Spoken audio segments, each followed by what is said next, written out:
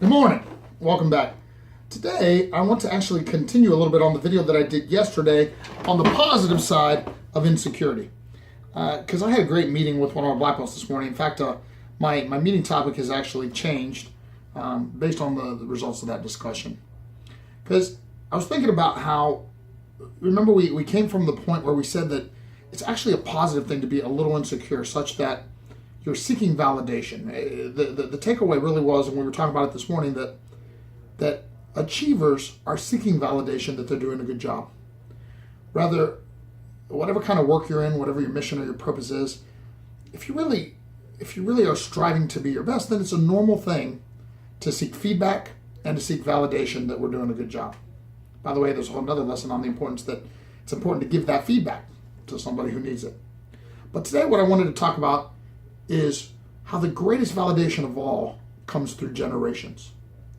And what I mean is, for me, my greatest excitement comes from when I hear a parent bragging on one of my staff members that is empowering the child in exactly the way I've taught them.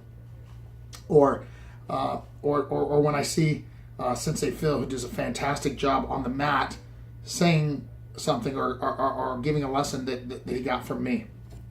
And this morning I was talking to Carolyn Borton, who's one of our black belts and owns her own successful business, a great person, and we were having a discussion about this, and it was interesting because in a different context, she was telling me about how much she had enjoyed a Tuesday night's class. She was actually giving me praise on Tuesday night's class, which was validation for me, and she gave some specifics about that. But then this came out, and it made me think about this lesson.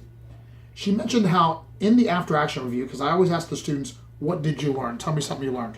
And she mentioned how another student, Jeremy, Scarface we call him, had mentioned a lesson that he had learned that day about the fact that once you've disengaged, you shouldn't run back into the conflict. You've disengaged and remain disengaged. The relevance is that her excitement was that she was the one that had taught him that lesson. And it made me realize that a third-party validation of something passed through the second party is the greatest praise of all. So in other words, Carolyn was able to help Jeremy, and through Jeremy's expression to me in the class of that lesson, she felt the pride that she had obviously done a good job because this young man had learned the lesson she gave. Now, as is always the case, what we're going to do is take this and make it useful to us. So here's the challenge. 1, seek to be the person whose lesson is being passed on. Seek when you speak to make it something meaningful and useful enough that somebody else wants to share it. And number 2, if you receive these lessons, don't be stingy with them. Pass them on.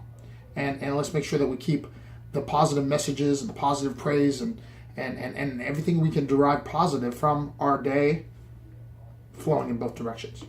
Thanks so much. Make this a great day.